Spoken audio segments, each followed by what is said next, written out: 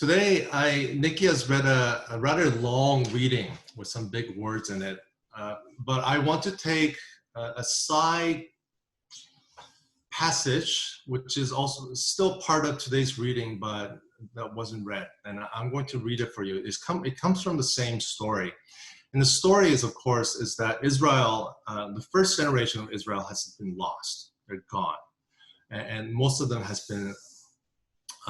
Most of them have, if not all of them, have passed away in the wilderness, in the wandering of the wilderness. And the second generation is coming in, but as they're coming into the promised land, King Balak, who is a king of Moab, he is trying to curse Israelites, and it's that interaction of, will God curse Israelites or not? Because of their given track record has been lackluster, and they have been floundering in their journey with God, and they have not been faithful. And what's interesting here is that Israelites find out about this story after the fact. When this event is taking place, the cursing of Israelites, when this event is taking place, they don't know. They find out after. So this is the text that I will be dealing with you. I'll be preaching from today. From Aram, Balak has brought me, the king of Moab from the eastern mountains. Come, curse Jacob for me, and come, denounce Israel. How can I curse whom God has not cursed? And how can I denounce whom the Lord has not denounced? For from the top of the crags I see him, from the hills I behold him.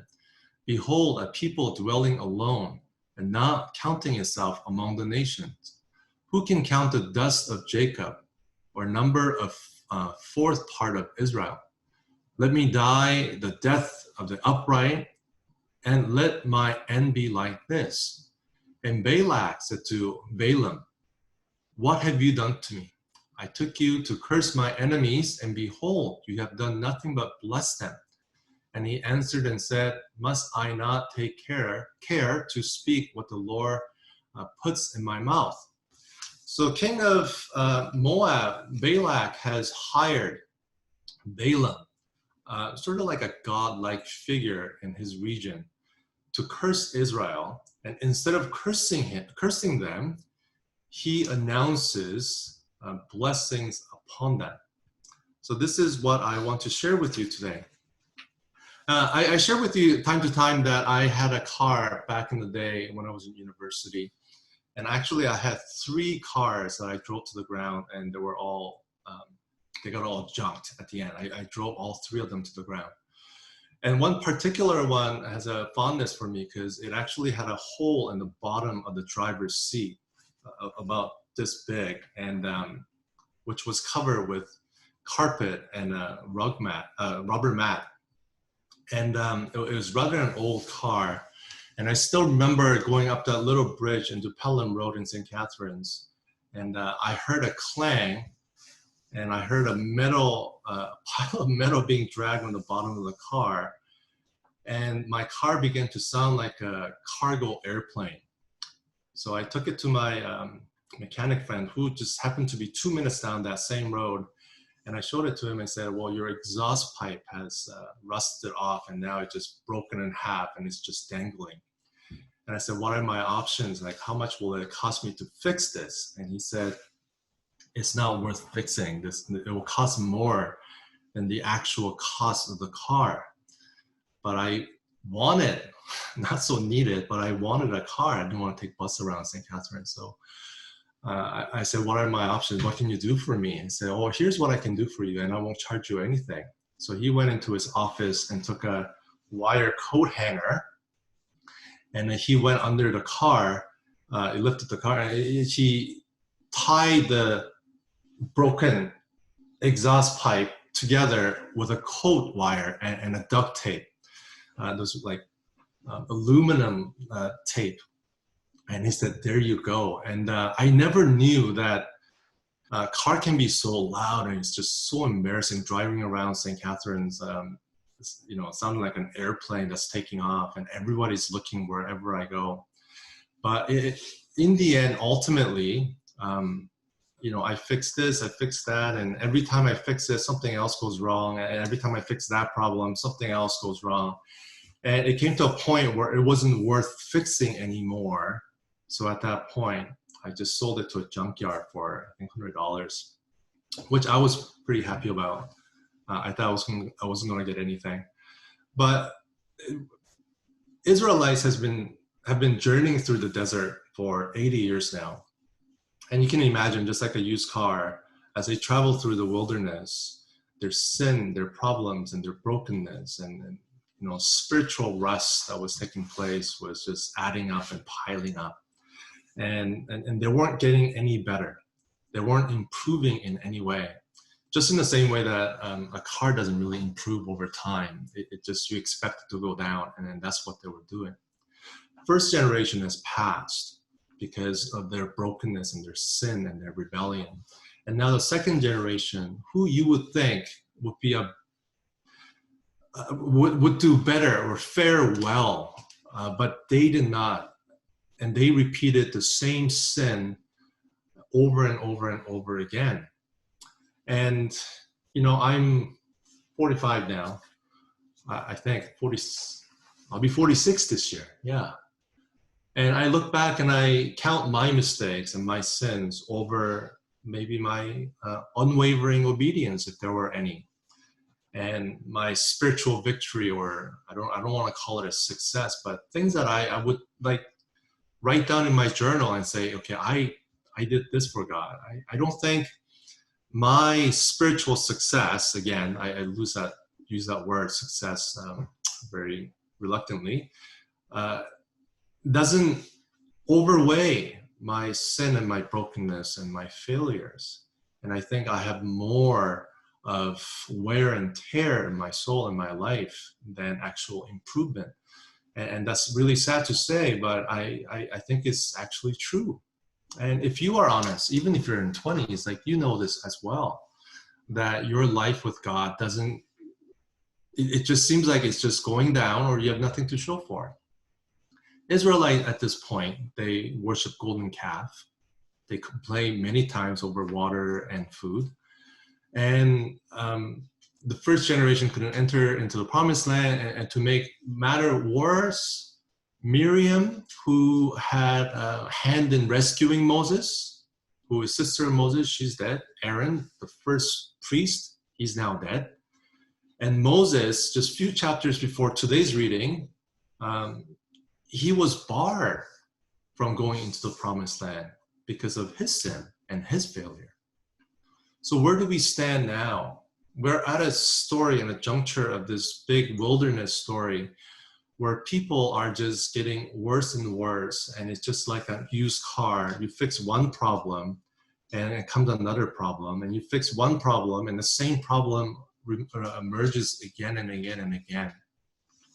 At this juncture of the story, as I introduced to you in the beginning of the reading, Balak, who is king of Moab, like just outside of the entering into the promised land, he hired Balaam, who is actually, in 1967, they found a record of him in the temple of Deir Allah.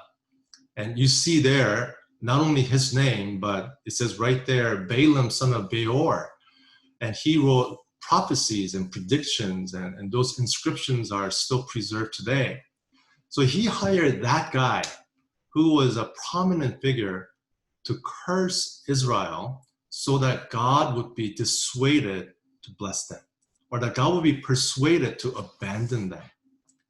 So the way that pagan ideology works is that if you bring a better gift, and if you do a better worship than the other people next to you, then through that mechanical process of offering and doing something better, you can actually win and curry the favor of the God that you're working with and that you're trying to persuade.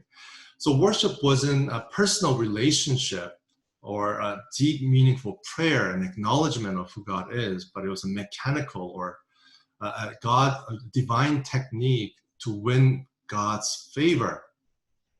So here we have Balaam, who is hired by Balak, and he built 7 altars. And if you remember the story of tabernacle, in the tabernacle, there's really one bronze altar. He brought 7 of those, and he brought more offerings than Israelites would offer in any given day. So that he's offering, and he's trying to convince God that Israelites are not worth it, that he needs to abandon them. He needs to junk them, and that really basically Israelites are insurance write-off, and he does not need to deal with them any longer. Just let them go. Look at their track record. And to Balak, who hired Balaam to curse Israel, to their surprise, instead of a curse, what comes back to Balaam is blessings. So first he builds 7 altars and offers sacrifice, and then he receives an omen, and he says he blesses Israelites, and Balak is upset, like, why are you blessing them? So he takes them to another place where he has a better view of Israelites.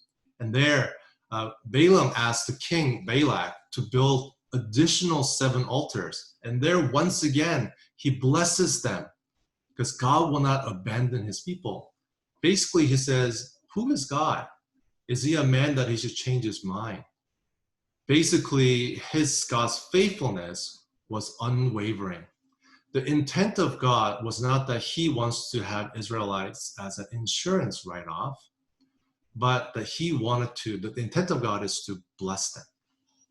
The intent of God was to be faithful to them and remain by their side so that they would continue their journey into the promised land. And this story kind of gets ridiculous because he does, Balak couldn't give up. So he does it a third time. And this whole business of building 7 altars, it's just a bad replay of game that you lost. And they do it again. And he offers the sacrifice there. And then there are many blessings come, even the 3rd and the 4th time. The blessing that I want to highlight today, the faithfulness of God that I want to highlight today is this.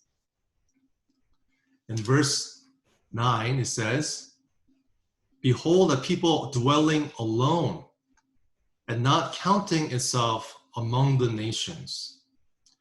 Who can count the dust of Jacob or number the 4th part of Israel? I want you to notice 2 things here. One is that there are people dwelling alone. Israelites are people dwelling alone, and they're not counted itself among the nations. And yet they're not alone because they're also numerous. They're also numerous as the dust of the earth and stars of the sky. And I want us to key in on this blessing today, because when you and I were saved by God's grace through Christ, he has called you and I to bless us to be alone and yet be numerous as the stars in the sky. We are alone in the sense that we're not of the world, as the Bible says. We're part of it, but we're not of the world. We're not made from the same material. That we're not buying into the dominant culture, dominant ideology, and whatever it is that the culture values and prioritizes, it may not agree with what we consider precious and valuable. So today, we are alone and utterly alone. If you look at the history of Christianity, especially in Roman time in the early church, marital faithfulness was not prioritized. Therefore, babies can be abandoned, or infanticide was very common in Roman Empire because they didn't trust their wife. And so when you go outside of the city of Rome, you see many babies abandoned out of the suspicions of the husband. And it was Christians not only practiced the faithfulness and fidelity in marriage, but also it was Christians who went out and got these babies and raised them as their own. although they themselves were poor, they brought abandoned infants into their home and they rescued them and they raised them and they named them, which was an odd practice at the time. So in addition to that, I think this is important because we're living in a time of pandemics. Christians, when there was a pandemic in the city, unlike the residents of the city who removed themselves and left the city to avoid being sick, they walked into the plagues and they stayed in the city to help them, to help those who are sick and help those who were poor. I talked to a pastor during this pandemic time who was fearful of course, catching coronavirus. He has kids, he has wife, he has elderly parents. But ultimately, he prayed about it and he felt convicted that he should help. So then next thing, as a wise man, he talked to his wife and they discussed what their response should be during this time. And they both decided to volunteer at a local hospital. So they went on their website and they looked for a volunteer form. They couldn't find it. So finally they called a hospital and they found out that hospital is no longer taking volunteers to come into the hospital because of the corona pandemic. And he shared that experience with me and he said, of course I am scared and I don't want to get sick. But at the same time, seeing the history of Christians in the past who gave their life to the world in the same way that Christ gave his life to the world, they felt that whether they live, or he felt that whether he lives or dies, it should be unto the Lord. Now, that is type of aloneness that God has made us to be. That we are a spiritual minority in the world. Christians in the past had question-posing behavior, unique behaviors that were not only question-posing, but seemed attractive to the non-Christians and onlookers, to use the words of Alan Kreider. And today, as we go through our time here, as we live in our capitalistic, technologically driven society, and as we face pandemic, how are we to live a life that is unique and question-posing, and that is different, and that we're alone in the way that we respond to the problems and the dominant culture? And that is the question that is a blessing that we have received today, that we are called to be unique and that we are not part of the world, that we are part of the world, but we're not of it. That Christ has died for us, that we may take on this blessing and identity to live as salt and light in the world. I don't know if you ever heard of a woman by the name of Tasha Trafford. She was 16 weeks pregnant when she found out that she had cancer. Doctors recommended that she gets chemotherapy, but in order to do so, she would have to abort her baby, which was 16 weeks old. It would have been legal, and doctors would have done it without blinking an eye. But Tasha has decided that her treatment can wait. And she gave her life for so that the baby would survive. After she gave birth to her child, she lived 11 more months with her baby, and she raised him. She had a little boy, and she passed away. Now, I want you to imagine with me. Imagine this boy growing up, and he lives in a capitalistic, very competitive nature, in a society where more is more. And let's say he compares himself to those others who has better car than him, better marks than him, better house than he does. and the parents go on a better vacation, and they have a better job, and all he sees is whatever dominant culture is telling him that he must have in order to be lovable and successful and meaningful. But don't you think that he would have a different outlook than everybody else in the world? I think he would say to himself, I am innately valuable, that I cannot define myself based on what I have and what I have achieved, because someone has died for me. My mother has put her life, that she sacrificed her life for me, that I may live. I am loved. Somebody was faithful to me, and somebody was unswervingly loyal to me. And rather than saying, I must abort this child so that I may live, because I can have another child, that she gave her life, knowing that that was what was at stake. If you and I really digested the fact that Christ has died for you, that Christ has died for us, while we were really just essentially an insurance write-off, that we have more wear and tear because of our longevity of our faith, but yet knowing our sin, he died for us. If that really been digested, and if you can just meditate on that and think about that, how much of a spiritual minority will we become? Will we compare ourselves and live for the priorities, whatever the majority is living for today? I don't think so.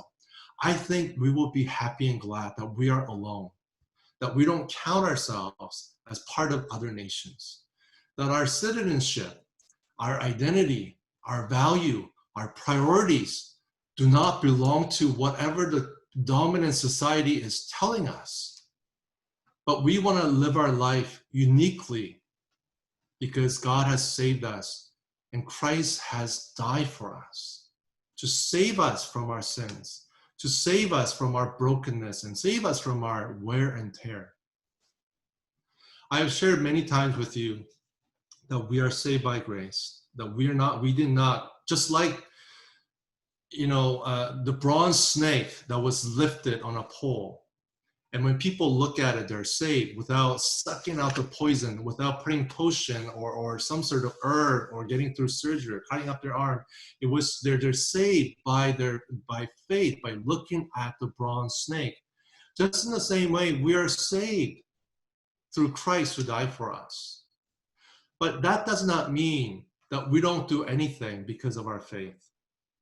Because we're saved by grace, that it's a gift to us, so we don't do anything. I've shared with you many times that we're saved by grace, but ethics should be our gratitude. Our alone ethics, our unique minority view should be our gratitude to God. Just like I shared with you about that pastor who wanted to volunteer at the hospital. What is your ethic? What is your ethics that you want to show to the world and you want to manifest in the world as a gratitude for Christ dying on the cross? If God cannot be dissuaded to save us, to bless us, what would your response be in the world today? How will you treat other people? How will you be neighborly? How will you serve those people in our church and those people around you? I invite all of us to live as a minority in this very capitalistic, competitive world, where the world is about me, myself, and it's just really being digitized. I invite you to take hold of the identity that God has given to you, to all of us, to live as a spiritual minority. But that is not the only identity that he has given to us. While it is true that we are a spiritual minority, God has made us numerous as the stars in the sky. We have each other at Bridgeway to live as spiritual minority, to pray for each other, to be open and honest about our struggles, and our sins and our weaknesses, and we know what we're called to do, yet we struggle with it. And whether that is in the form of life group or life devo partner, whatever the case might be, or sharing testimony, I invite you to really take advantage of living as in a community that sees itself as a spiritual minority in the world. Let us express our righteous ethics as a gratitude to the grace that we have received through Christ. If you just take even a minute to think, Christ died for me,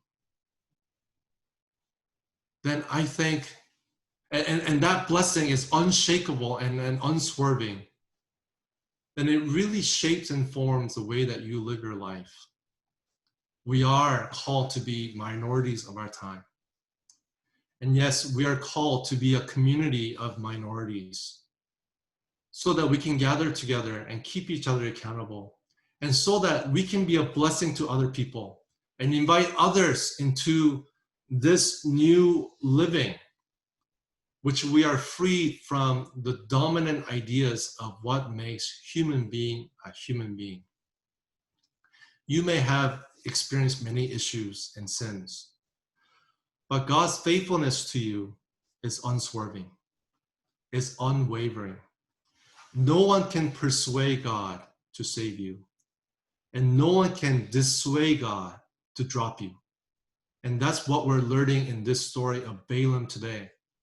That Balaam is offering better sacrifice, and he has better altars than anyone else, and he's trying to persuade God to drop his people. But God was faithful to the end, although Israelites had nothing but wear and tear in their life. So let us live our life in gratitude to God. Let us live our life as a spiritual minority, but let us also gather together, giving him gratitude and sharing this good news with those around us.